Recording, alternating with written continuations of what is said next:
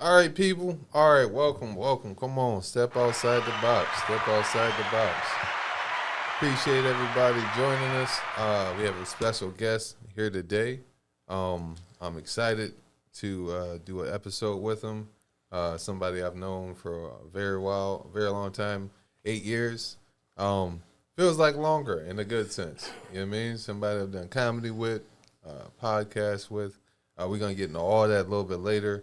Let me give you. Oh, before we do all that, first I'm your host, Mike Terry. Joined in the studio with me is one half of the top notch producers of C2C Indie Radio, the editor in chief, the Swiss Army knife, the one hitter quitter. Ladies and gentlemen, give it up for Blacksmith 24/7. Give it up for Blacksmith, everybody. Absolutely. And we have a guest. Let me tell you a little bit about this guest that we have. Some would call this a bio. All right.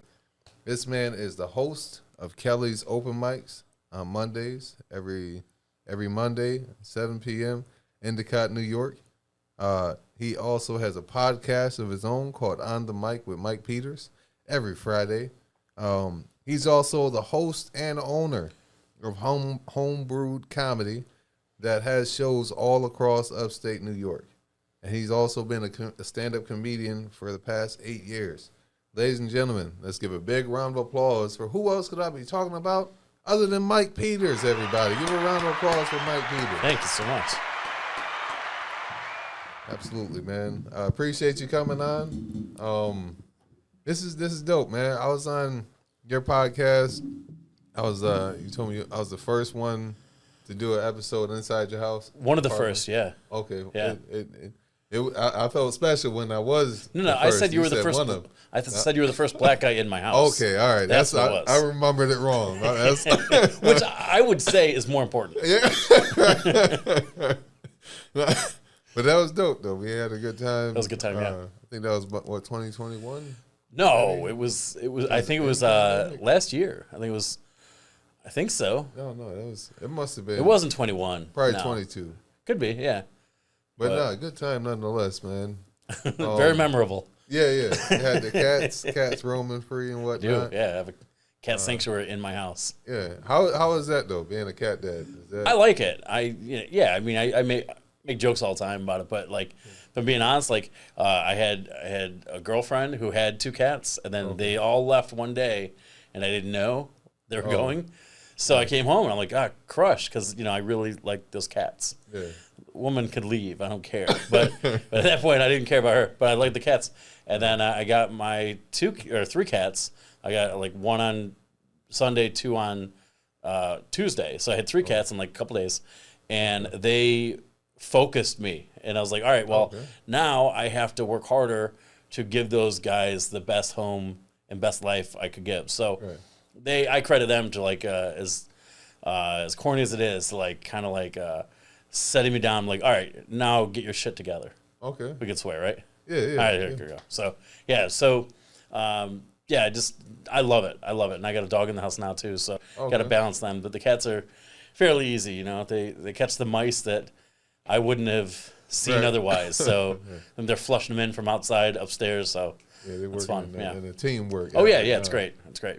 Well, what you can take from that is whether it's women or it's cats, Mike Peters likes pussy. All right. Now, I was a little alley-oop. All right. But no, that's cool, man. I had a cat back in, I think it passed away in like 2017, around that time. I had him since, I think, 2010, 2011. That's a good run. Yeah. He was. His name was Speedy. It was. He was cool. He would nod his head every now and again, like come in the house and give you a nod. I was like, I think he's black in his spirit. I think he might just be, man. But no, that's cool, man. We getting the comedy, man. Yeah. I like to phrase this question as the comedy origin story. Yeah. But like basically, what was the first time you did stand up comedy, but also, what drew you to it? What made you say, I'm gonna at least give this a try, or know what, this is what I want to do? I remember when I was in high school, we would recite George Carlin Okay. and all the time. And I always think back to like, even before that, like I think I'm 9 years older than you. Okay. So Brag about it. yeah, I'll die 9 years quicker. So there you go. But no, the most important comedians in like, I mean, there was just an influx like Adam Sandler, Chris Rock. They both had, and Jerry Seinfeld in like 94, 95, 96, 97.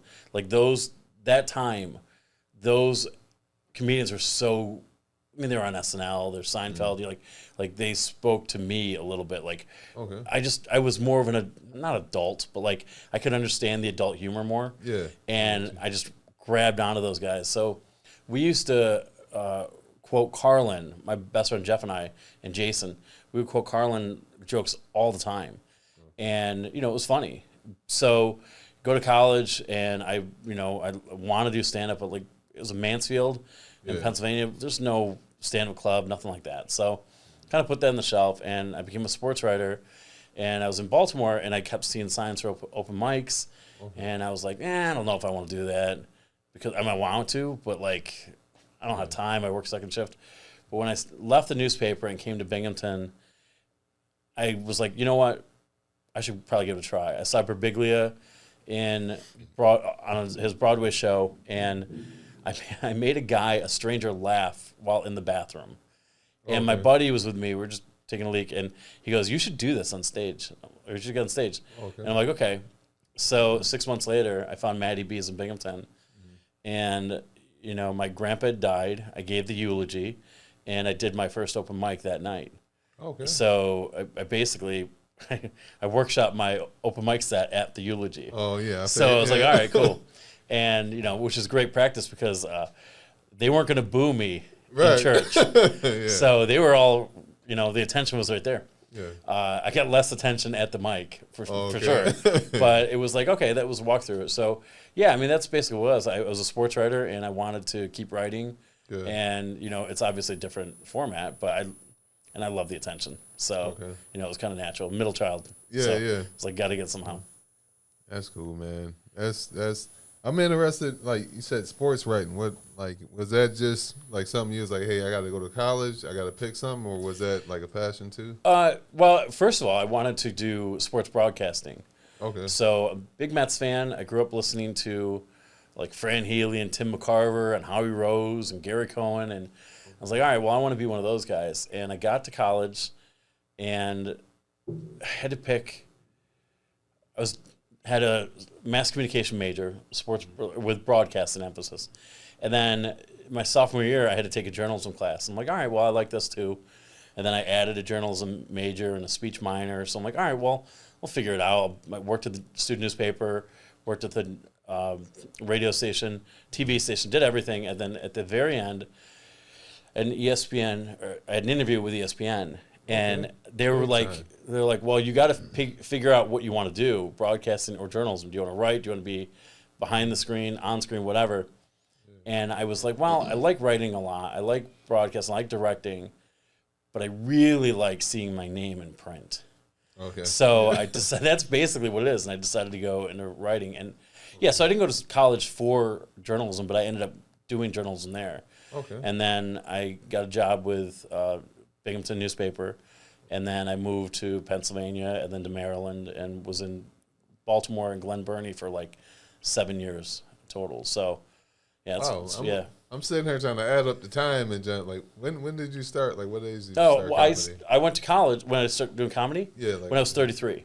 Okay, all so right. Yeah, so I had like 12 years. I lived like 12 years out of college basically. Okay. I'm like, you had a full life before I met you. Yeah, and that's the funny thing because like I'm doing open mics for the first time at like 33, and I was talking about like what had happened to me.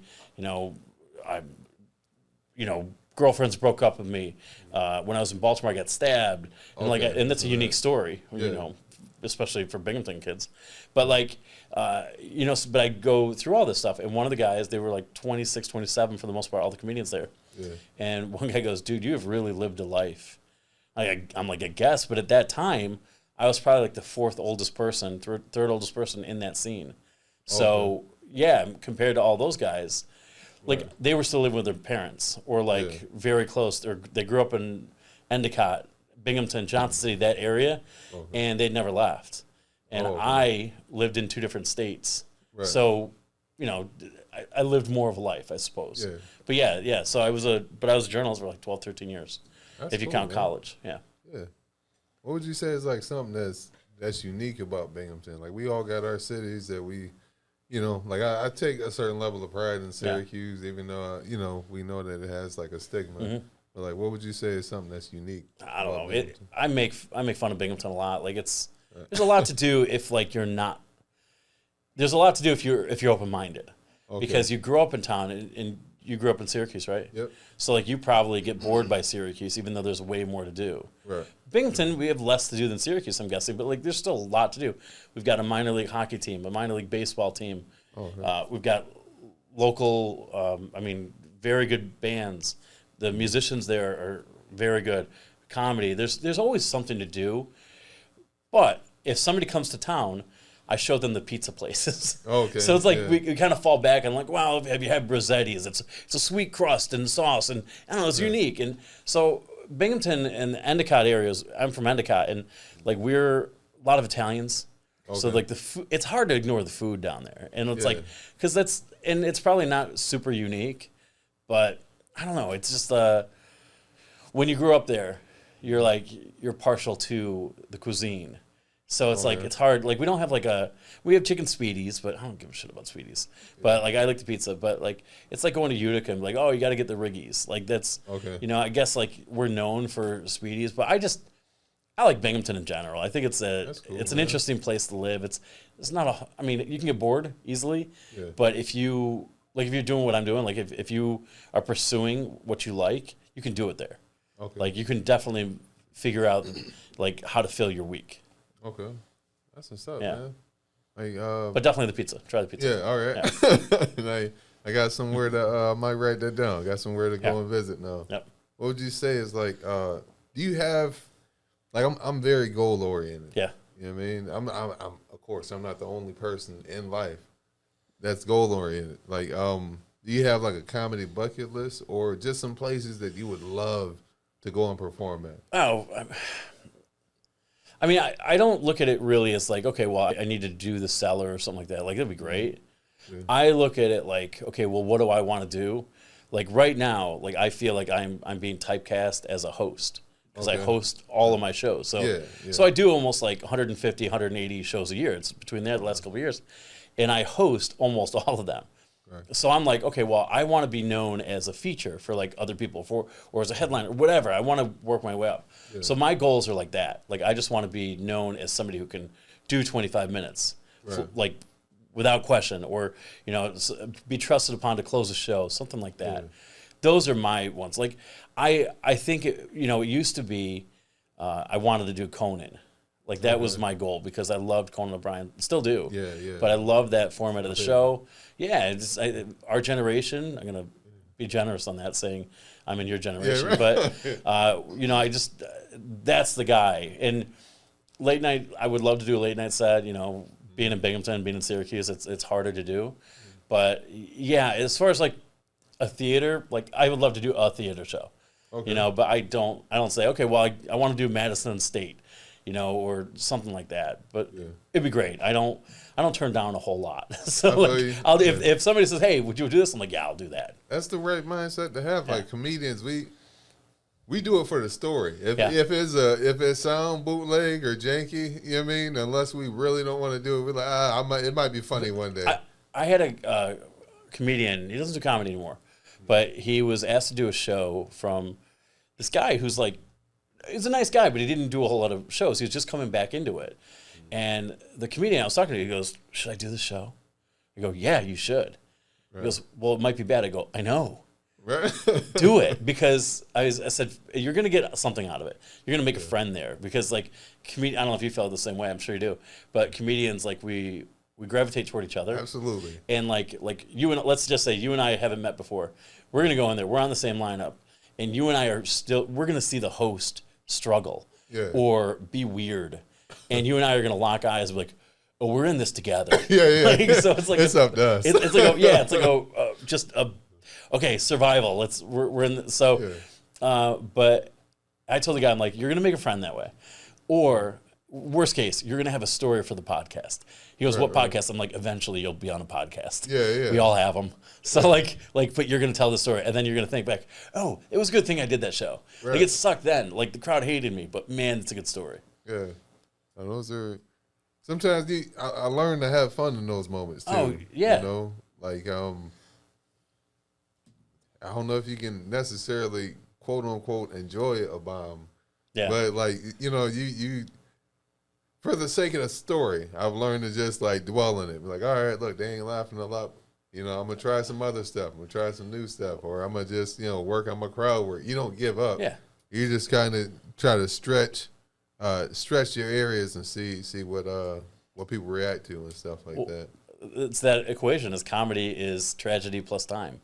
Yeah. So like it sucks in the moment, but in 10 days you're probably gonna laugh about it because, I mean, that was a weird situation. Like I could have done this, whatever, and nothing like that. I did a show one time. I mean, not so long ago, but there was a blizzard, and we had 2 people in the audience, and I'm hosting the show, and this guy who he cut across the bar, like I'm saying like 6 words, and he walks in front of me, like directly in front of me, goes, "Sorry, got to take a leak," and I'm like, geez. but it was so funny because it's like, what else can happen in this moment? Like all of our audience is gone. Yeah. We shouldn't have done the show, but like we're gonna get paid, so it's fine. And it's like, okay, fine. Walk in front of me, announce to the two audience members we have and the other comedians, excuse me, I got to take. Like that's how little he thought of what was happening, and I'm like, fine, it's fine. Yeah. So I like moments like that. Not in the moment, but you know, I mean, if that happens on stage, you got to do something with it. So it's like fine, but like afterward, you're like, of course. Nobody respects us, so like, let's not go. in that scenario. That's one of those performances where you're doing your jokes and you hear your voice echoing off the walls and stuff, and you're just trying to power through it. Yeah, you're surviving. Stay encouraged and whatnot, man. Like, what would you say are some things that you learned? Because we talked about the homebrew comedy shares. Let me stop stuttering. I've seen it blossom and stuff like that, man. I feel honored to say that. Done shows all across upstate New York. You know, Syracuse, Binghamton, I think Ithaca, I'm sure, stuff like that. What would you say are some things that you've learned from running a comedy show? Patience, and my Lord, have you produced? Well, you hosted the mic for sure. Yeah. Have you ever produced a show? Not yet. Okay, so. Half co-produced. Okay. Well, similar. But I think it's a little different probably when you do it all yourself. Okay. You have to learn how to deal with the anxiety of no one showing up, because people will show up, but like either ticket sales aren't at what you want them to be. And now I booked 3 people to do the show. They're driving an hour and a half away. 3 people I know and who trust me and I've worked with before. Regardless of the situation, if we've only sold 2 tickets, I'm nervous. Guaranteed money, it's fine. But like I'm nervous that the bar won't have us back because they're gonna have to pay for only 2 people or whatever. And now we're 10 minutes before the show. And I'm just convinced that the comedians will not work with me again. They'll hate me. They'll tell everybody else at the end of the world. Inevitably, more people will show up, either before I start or before my set is done. And then we'll all have a great night. We'll all have fun. And it almost always, it turns out pretty well. Because once you're on stage, whatever, it doesn't matter. And like, everybody understands. However, that feeling never goes away. Because, I mean, the only time it isn't there is when I walk in at 6:30, show starts at 7, and the room is full. Right. Even if even if it's half full, I'm like, oh, I failed. Like they're gonna be mad. Somebody's gonna be mad at me. Almost nobody is ever mad.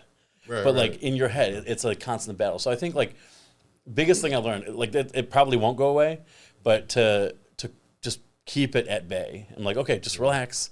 It's okay. It's okay that it's 6:54 and it's not full. It'll get there, and we're gonna have fun anyway. So I try to do because I send a detailed lineup and everything before the show, and I always say, just have fun. And that's almost more for me than it is for anybody else. because like I don't know how the turnout's going to be. I never know how the turnout's going to be unless it's pre-sale tickets. But just have fun because I want everybody to remember, okay, the money's guaranteed. You're going to have like you'll never have to worry about your cut, but like just have fun with it. So that's kind of what I tell everybody and me. I will say you're definitely very professional and stuff I try. like that from working from you, the way you organize stuff, and I think by now everybody knows you're working pretty consistently. Yeah. and Well, stuff. that's why because like I said, I think I did 178 shows last year, and I produced 160 of them. So I keep those numbers just to keep me motivated for the next year. A little OCD, but I want to be consistent, but like I have to do it that way. Otherwise, I'll confuse myself. So it's not even like, oh, I want to help Mike Terry do the best job he can. That's part of it, but like for the most part, it's like, yeah, if I send those messages out, if I keep everything straight, then I won't screw up as much. So it's like it's a safety belt. Yeah, that's cool, man. How? Because I know just from like trying to do open mics, trying to organize open mics, and even doing shows. Like how do you go from, say, like putting together shows where it's like you put flyers out, all that stuff, like the beginning stages of what I mean? Hey, building up a rapport with people. How do you go from that to and in this scenario? Yes, you advertise it, but you don't know how many people are going to come, and you don't know if you're going to get paid, to having shows where there's guaranteed, payment and stuff like that, and, you have a solid rapport, and, with homebrew comedy, you have like a reputation with you. Like, how do you go from how has that transition been, and how do you say, what have you done to make that transition as far as build those relationships? Yeah, basically trial and error, and you have to figure out what works best for you. I used to be in a comedy group, and that was I shouldn't say it was the worst thing, but it wasn't for me because my personality is more, I don't like to wait. Okay. And when you work with 2 or 3 other people like I was doing, you couldn't do anything on your own totally unless you're okay with being a jerk and coming off like you're a jerk. And the people I worked with are talented in their own ways. Every one of them was really talented in some facet. But they didn't respond quickly enough for me because they had jobs and families. Right, yeah. Like, it's not their fault. Yeah. We were just like, I was in a different spot. So when I went off on my own, I'm like, okay, well, this is what I want to do. They only wanted to do 1 monthly show at one place. And I was like, well, no, we should do more because the people aren't coming there. So when I broke off, before then it was $5 at the door. We didn't have any guaranteed money. We would just hope people would come, and we would put out flyers. We would tell our friends. We'd post it on Facebook. We'd do it on Eventbrite, anything like that online, and we'd hope people got there. So when I went on my own, I went to the first bar at a former comedian. He reached out and he asked for a budget, and because every bar has an entertainment budget, and he's like, okay, well, what can you do? And I wanted 200, and I think I wanted 200, and he's like, well, they would do 125, and we got it. So I'm like, okay. So we did the first show, and it was a tough show, but we had the people there. But that told me that, it's okay to ask for money. Okay. In Binghamton, nobody had ever done it. And maybe they did, and I didn't know. But like the hometown bar, Matty B's, I don't know if you're ever there. But but it was all like, okay, well, money at the door. So as far as I know, nobody knew how to do that. So then I was like, okay, well, I went and I created a budget. It was $200 at the time, which is probably too low. But I just wanted to be able to do shows and pay people. And pay myself, because for 3 years, I was producing shows and making negative money. So I'm like, there's got to be a different way to do this. And I found that if you do a free show, a lot of the bars will promote that, and you'll get an audience, almost a guaranteed audience. Not quite, but like almost. And then you if you do a monthly show, which is what I do a lot of monthlies. So you can kind of keep a lot of that audience and build it. So you could turn it, maybe you get 20 people at the first show. You might get 25 at the second show or 20 at the third. Like it'll like keep fluctuating, but like you can guarantee that the bar will make their money back. So I'm like, okay. So then after that, I was like, well, let me try ticket sales. Let me try this. Let me try different methods. And after a while, the reputation of homebrewed comedy has, I hope, improved. Yeah. And, you know, every comedian I booked 4 years ago after the pandemic has gotten better in 4 years. Great, so, like, you know, I'm a better comedian now than I was 4 years ago. Absolutely. So the product has improved. Yeah. Every show I do, the product theoretically will get better because that comedian has had more reps. Yeah. So I think that's a lot of why it's growing. But we have a good reputation, and, you know, I'm not a jerk to the owners. A lot of the comedians, I don't take a ton of gambles anymore with who I book. I try not to book people who will offend, like super like make it a goal to offend somebody, I understand, or tear down the bar or the town. Nobody really has town pride. All so right. Like you can make fun of towns, but like I just don't want to. I always tell everybody, I'm like, I don't book assholes. I got you. And I think all comedians are an asshole to a degree, but like they're good, they're nice people. Yeah. So that's part of it. So I think after a while, if your reputation, like you do a good job, then right now what's happening is people come to me and ask me to do shows. And then I can say, well, here's my guarantee. I need this, and they'll meet that. So it's just been working out okay. So that's awesome, there, man. Obviously, like not every show's perfect, and still, like especially if I have a bad set or whatever, I'm like, well, maybe I shouldn't do this anymore or whatever. I still have those doubts, but from a business standpoint, it's going okay. So like, it's going in the right direction. That's awesome, man. Yeah, for sure, man. But you got to ask. You got to if you're trying to book a show, just don't be afraid to ask. And it's nervous. Talking about money is the hardest thing I've had to do in comedy. But for what I want from as a comedian or a producer, but just ask. The worst they can say is no. Get the hell out of here. And then there's another bar. There's another venue. Whatever. Right. I do feel like the pay from comedy shows has been more consistent after the pandemic. Yes. Like all around. It's almost like it's a beautiful thing.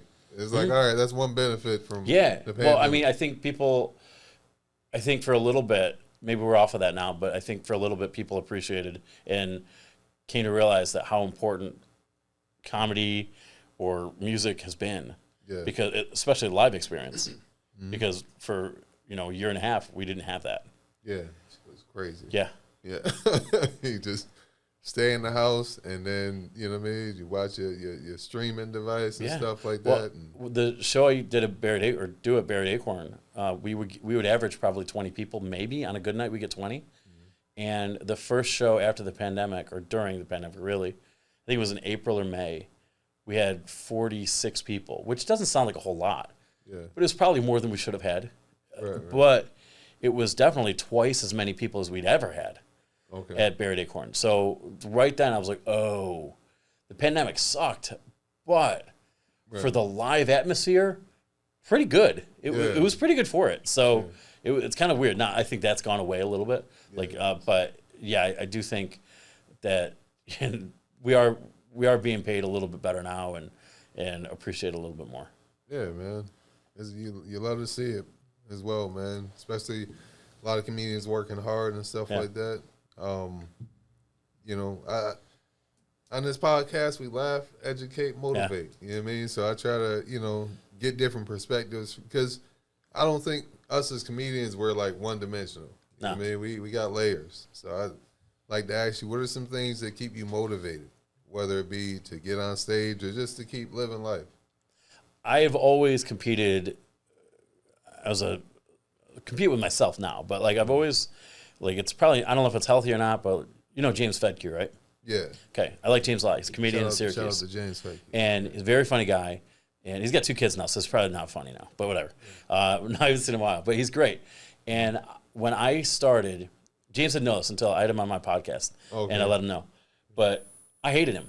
Okay. I love James, but I had to tell myself, like, we would end up we'd be in the same contest. And I was so envious of James because he's a really good joke writer. He's a really good comedian. And I look at him, I'm like, okay, that's the guy. That's the guy I need to match. I want to beat. My goal was to beat James Fedke in a contest. Okay. I think I did. I'm pretty sure I did. It was a long time ago. But, no, I didn't. I tied him. Okay. I tied him in points. So, or votes. But I didn't hate him. But I had to tell myself, okay, like, that's the guy. I respected James so much that I'm like, okay, well, if I can match him, then I'm doing a good job, because right now I'm not at his level, and I want to get to his level. Yeah. So, and Andy Kuhn in Rochester, I ran up against him in 2 contests, and he beat me head to head, and then he was in another one, and I don't know if he advanced. I think he did, but I'm not sure he did. Okay. But he definitely probably had a better set than I did. So those are my 2 guys where I'm like, okay, they're like a test. So now the reason I keep those numbers, like 170 shows, a couple of years ago it was 150. So I'm like, okay, well, I want to beat that next year. So I just stay competitive with myself. Like it's not like I want to be the best comedian on the night. I mean, I think everybody should want that. Yeah. But I can't really control that so much. My productivity I can control. And I can be like, okay, well, I have to work harder. I have to get more venues on board for shows. I have to reach out to people and get booked, and ask for favors here and there, and do that and just get better. So that's really what. And then I need. I'm in a position now where I need to do shows to pay rent. Yeah. So it's like, okay, well, I'd like to live in the house, and I'd like to feed my cats and maybe me, and and I've got a girlfriend who lives in the house now, so I have to make sure that she can't flaunt all the better money she has in my face. Okay. So I'm like, okay, I have to contribute. So I definitely have people like, okay, well, I want to buy this, I want to get that. So I've got a lot of carrots dangling over my head. So, but I need that. If I didn't have that, I could make a really awesome unemployed homeless person. Okay. I really think so, because I could kind of like really wilt and just rot, and I think I'd like that. But I need those motivating factors to keep me going. Yeah, man, that's the beautiful thing. You're a full-time comedian right now, man. Showrunner, podcaster. Like how has that been? Like how has that been? But also like just the difference of working a 9 to 5 and then doing comedy. You know what I mean? Every chance you get versus this is how you make a living. Well, I mean, the biggest thing I had to change first of all, my sleep was weird. My sleep schedule is awful because I bet. I'm up late. I still don't sleep in too much, but like it's strange. The biggest thing I had to change was how I book shows, because you remember, I'm going to say back in 2018, we didn't have a ton of shows going. I would book a lot of people, and that was always my goal. And I would like, okay, well, I haven't booked him or her in a while. Let me get her on stage. Let me get him on stage.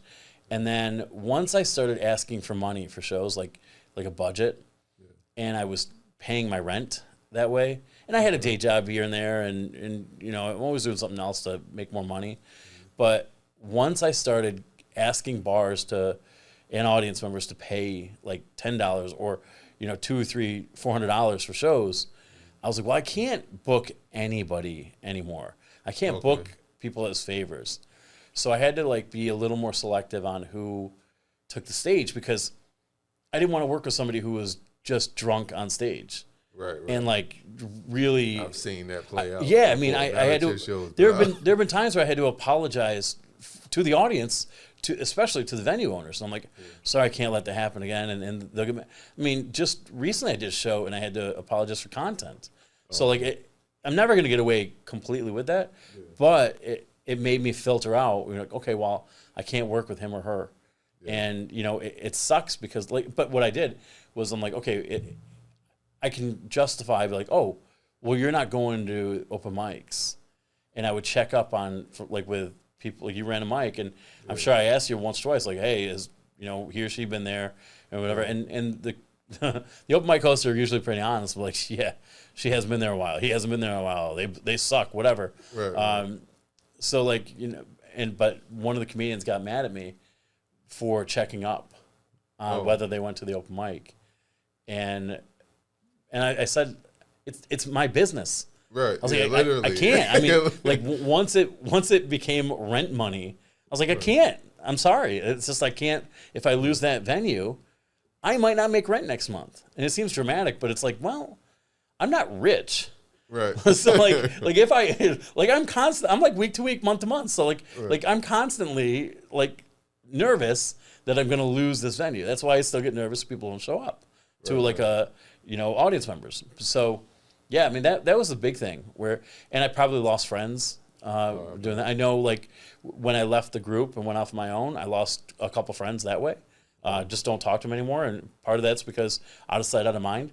Yeah. But I didn't book 2 of the members of that 4-person group.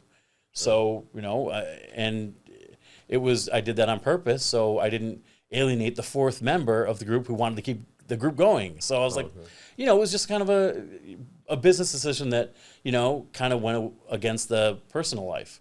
And it sucks, but like, that's kind of what I felt like I needed to do that because, just to be a good, fair person. Yeah.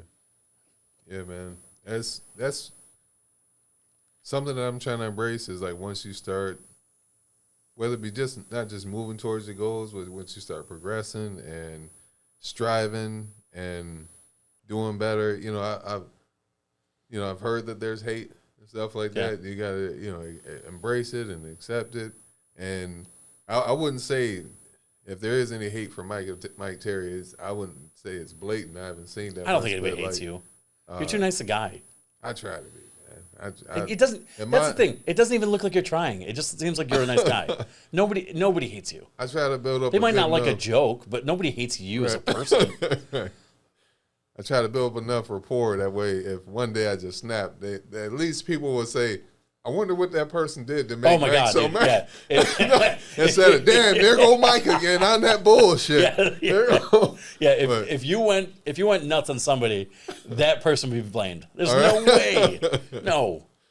No, but that's the beautiful thing, though, man. I chalk it up to the journey, though. Yeah.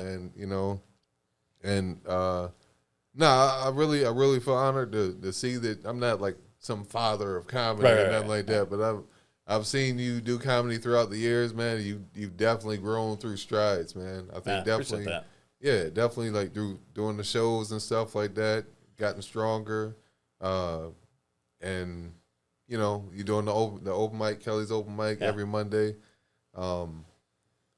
It's been let me not go that route.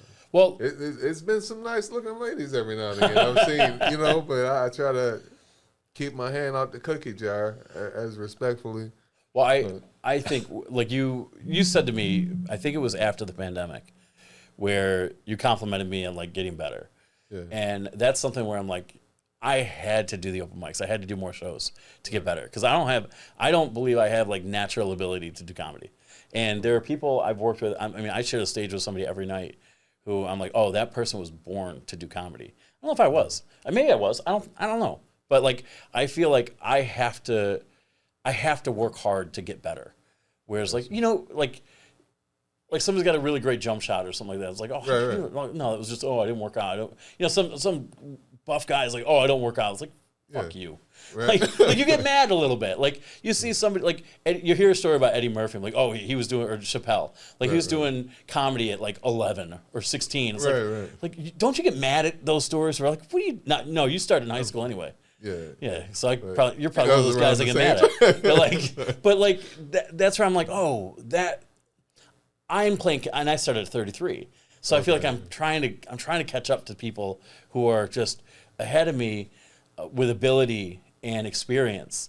And I'm like, okay, so I have to work out. Like I have to do open mics. Like there's no way I can't. And in doing, like I had a weekly show for a long time, for like 19 months, just ended. And that weekly show made me get better because it can't not. Yeah. So I would go there and constantly try to work stuff out, and I failed a lot. But like I feel like I needed to do that. Yeah. So yeah. You got to be willing to fail, man. Like even with this podcast, there's times where I'm like, fuck it. I believe in the episode. I believe in the content. No matter what the views look like, I'm gonna go for it. Right. And people might not think the episodes are funny, or might think the sketches, but I'm like, you know what? I believe in it. Yeah. And sometimes I got to reaffirm that within myself and re-encourage and you know, it's all part of the journey. You know what I mean? I try to continue to chalk that up to it. On a deeper note, like what's something that you're proud of about you that people don't know about Mike Peters? Comedically or as a person? Just generally, like personally, I guess you would say, or you Yeah. could switch it up, whatever came to your mind. I think I'm a very fair person, and Okay.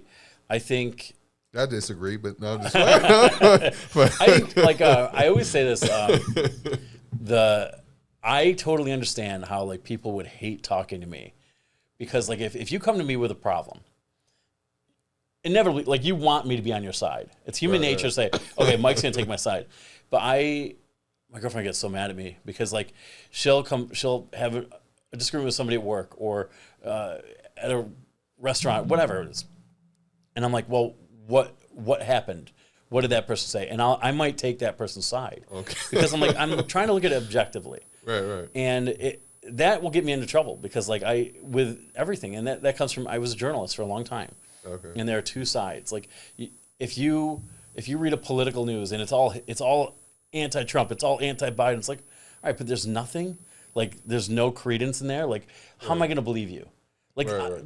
they both did something wrong, right? They both did something right. I mean, accidentally maybe, but like so I was like, oh no, there's you gotta be able to call it right down the middle, like an umpire, like a referee, and just like, no, this is fair, whatever. So I think I do a pretty good job of doing that and thinking about how the other people are going to feel before I make a move, and it might be at a disadvantage for me, like I might get screwed on that, or it'll be misinterpreted somehow, and people won't really notice that.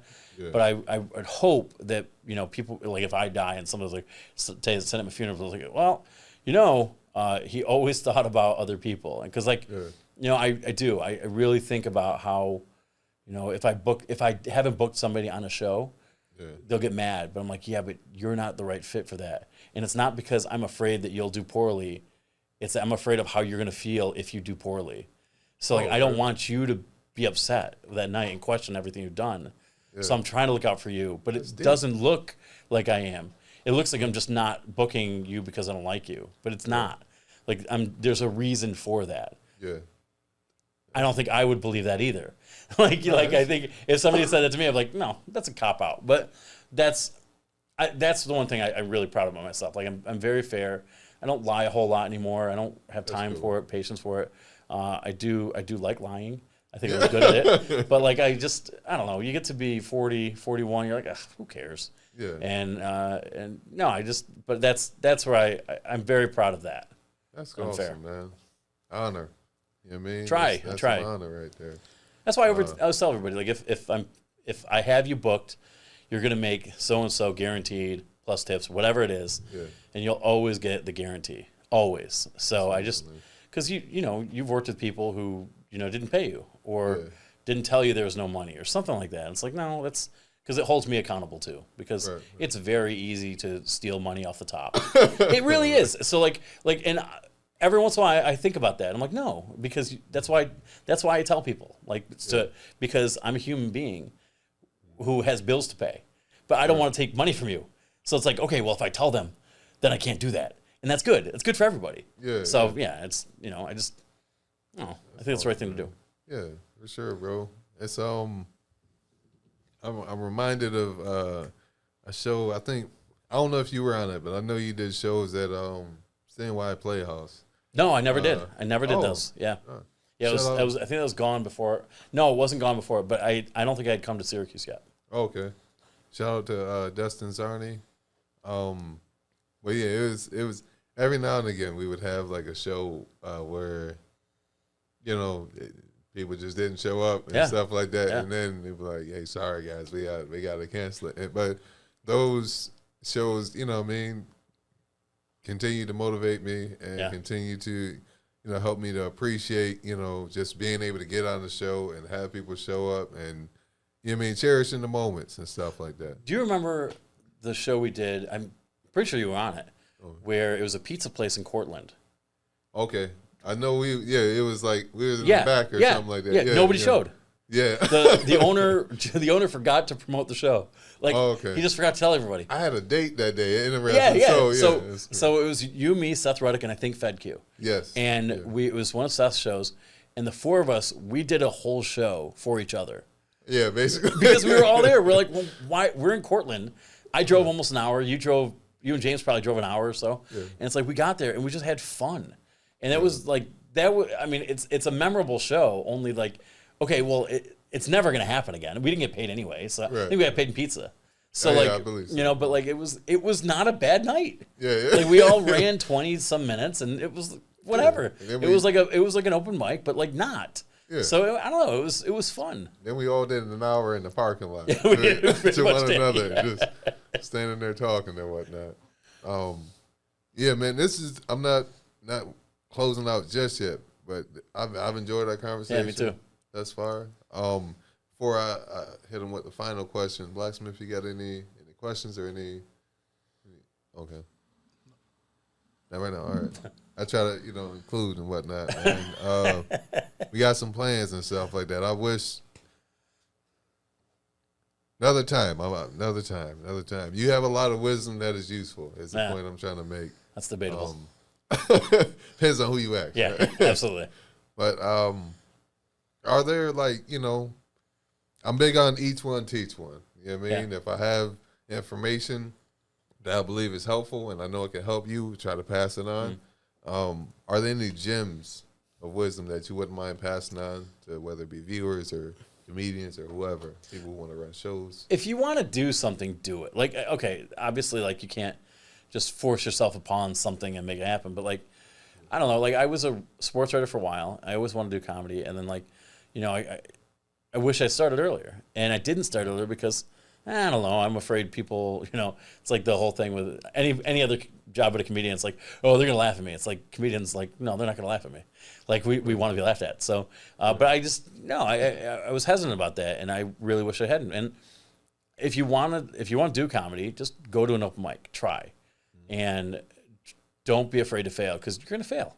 You're absolutely going to fail. My girlfriend, she's started a new job at her position. She's been at this job for like 2 or 3 months, and she's going to go into she got a promotion of sorts, and she's nervous. I'm like, well, you're gonna suck. Like, you've never worked there before, so but in 2 or 3 months, you're gonna have that job down, and somebody new is gonna come in there, and you're gonna make fun of them with your coworkers about how they don't know what to do, and you were just there. Like, it's just natural. It's like we all suck at everything before we start doing it. So don't be afraid of that. And then if you're a comedian and you're trying to produce shows, have the strength to ask for what you want or you think you deserve. Don't be a dick about it. Like, evaluate what product you can bring. Like, if you want to do a monthly show, make sure that if you're going to host every show, do a different set. Make sure you have the material to do that. Right. Or tailor the show to hide you a little bit. Like, you don't need to do 20 minutes every show. Right. You can do 10. You could do 5, whatever. Yeah. But, like, be smart about it and be fair, because all your friends are going to come and ask you for spots on the show. Right. You can't say yes to everybody. You have to learn, and it's hard, because I struggle with it all the time. It's hard to say no to people. It's hard to be bombarded with people asking. I mean, I get like 4 or 5 people every week asking to get on shows. It's annoying. Yeah. But, like, you have to tell yourself, okay, well, the reason they're asking is because you've done something good. Yeah. So, like, yeah, it sucks to tell them no or to give them a runaround or lie or whatever. Because, like, that's the one where I do lie. We're not having a show that day. But, I seen the poster. What the? It's gone. I don't know what you're doing. It's Mandela effect, whatever. But, no, I mean, but, like, that's an issue where I'm like, okay, well, it's not lying. It's lying to delay another ask, because they're never going to stop asking. Right. So, like, it's fine. But, like, it's you have to withstand that. And be okay with having people not like you all of the time, which sucks. And comedians especially, we're very petty at times. We're very insecure. We're needy. We're every negative attribute you can think. We're just in our heads all the time. We constantly think, oh, they don't like me. It's like, they don't care about you. Right, Like they don't right. think about you as much as you think about yourself. So like you're more insignificant than you realize, which is fine. It's a human thing. But yeah, you just have to get used to that. But like, really, like, book a good show, and then book a second good show, and make sure you front load the good shows with good talent that can hide any inefficiencies you have, or deficiencies, whatever. And yeah, that's the hard part. It's because you're gonna have friends who are like, oh, you owe me. It's like, shit, but you owe it to the audience. You owe it to the venue. Yeah. And then you owe it to your friends. Yeah, Like you have to put those, yes, exactly. Because if you don't, also pay yourself. Right. If you're doing a show, pay yourself. Because if you don't make money, you're going to run out of money.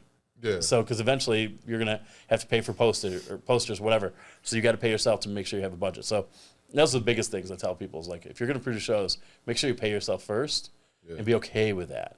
You don't have to pay yourself all the money. But make sure you're doing this. You're rewarding yourself. You're getting paid for your work. Yeah. Because everybody should get paid for their work. Absolutely, man. I would say like podcasting too. Yeah. What's one thing that you just love about podcasting, or you really like? Or I love talking to people. I was a journalist for a long time, and I like the editing part. I like doing all the productions work. I mean, it takes me back to when I was in college, but doing an interview like this. Yeah. I absolutely miss the long form interviews I could do as a journalist and doing these long pieces. I feel like after I talked to you on the podcast, I could have written a Mike Terry story, an article about you. And I think about doing that stuff a lot, like where I'm like, okay, well, maybe I should do a comedian newsletter for the area and like put some of this, like I know a lot about a lot of people. Yeah. And so I could do that. And talking to somebody for an hour, hour and a half is it's therapeutic. Yeah. I mean, sometimes we go deep, sometimes we don't. I mean, we can just screw around. But you and I are friends, right? But I think we're better friends after the podcast, like because you know somebody, you're talking to them. Right. Otherwise, I might text you once a month maybe to ask you to do a gig, and then I'd see you at that show, and we might run into each other. I don't know if Mike, but like in those times, we probably don't talk for an hour and a half. Combined. Yeah. So when you do a podcast, you feel like you get to know somebody. You're like, oh, okay, so now I know his story. Yeah. You know, I know he's 32. I know he started doing stand-up in high. I mean, it's basic facts, but I wouldn't have known that. Like a comedian in Binghamton, Bill Lake, I'd done shows with him. I'd done mics with him for years, and I had him on my podcast, and he drove me to a show one time because my car was broken down. Those two moments are probably the longest periods of time I've talked to Bill. Yeah, and it's like, it's crazy. But I've known him for 4 years, right? So it's so weird. So that's the thing. And like with my podcast, I try to talk to different comedians. I didn't know you had asthma. Exactly, right. But like I try to talk to a different comedian every week from a different state or whatever, and I'm learning all about these people, and it makes me feel like a journalist again. Okay. You know, and I'm not getting paid at all, which also makes me feel like a journalist again. Right. So it works out in two ways. That's beautiful, man. Yeah. Ladies and gentlemen, there you have it, man. Another episode, another quality comedian, man, podcaster, showrunner. If you want to get on a show, you must go to Kelly's open mic. Any mic. Any mic. But come to mine. You got to, come to, be working, be active. You know, let's get active. I enjoyed myself here. Enjoyed talking to you as always. And comedians, we have like a certain kind of relationship where, you know, once again, like, you know, as you said, we don't speak that often, but when we speak with each other, we have shows, it's always a great time. Yep. You know, could you let them know your social medias before we head out? For some reason, I don't know why I thought, when you said social, I was like, security number? I don't know why my brain went there, but I was like, I can do that. I don't care. You want to take my identity, go for it. I'm on Instagram, I'm Mike Peters Comedian. Okay. I think it's the Mike B. Peters on Twitter, though I almost never am on that. And then everything is through Homebrew Comedy. So if you go to homebrewcomedy.com, you can see all my dates, all the shows coming up. And then Homebrew Comedy on Facebook, you can see that too. But yeah, that's Mike Peters Comedian on Facebook. But, you know, just get a hold of me there if you need to. And I'm so old. I'm still straight Facebook, pretty much for context. I look at Instagram maybe once a week. I'm bad. Okay. I'm bad at that stuff, yeah. It's all good, man. I got freaking DMs from friends who we what is it? They call it meme spamming. Oh yeah, yeah, They yeah. just, Yeah, me too. You know, I check them Yep. like once a month at this point Yep. sometimes. I don't even acknowledge them. I'm like, why would you even waste your time? Oh, whatever. But yeah, man, great time. Thank you so much. Oh, fun. absolutely, man. Absolutely. I appreciate you coming course, on. man. Shout out to the whole C2C Indie Radio family. Shout out to upstate New York. Fuck it, it's over, Mike Terry. I gotta let it go. Appreciate you guys for watching, listening, whatever platform you're enjoying this on. Make sure if you like this video, hit the like button. Click the notification bell so you can be notified. Subscribe first to C2C Indie Radio, and then click the notification bell so you can be notified every time we post a new video. Also, you know what I mean? Comment, interact with us. You know, do you enjoy the episode? Do you relate to what Mike Peters said? You know, how did this information benefit you, et cetera, et cetera? We'd love to hear back from you. Possibly, most importantly, make sure you share this episode with somebody who could use a laugh, somebody who could use some education, or somebody who could use some motivation. And give yourself a round of applause, too. You just stepped outside the box. Peace.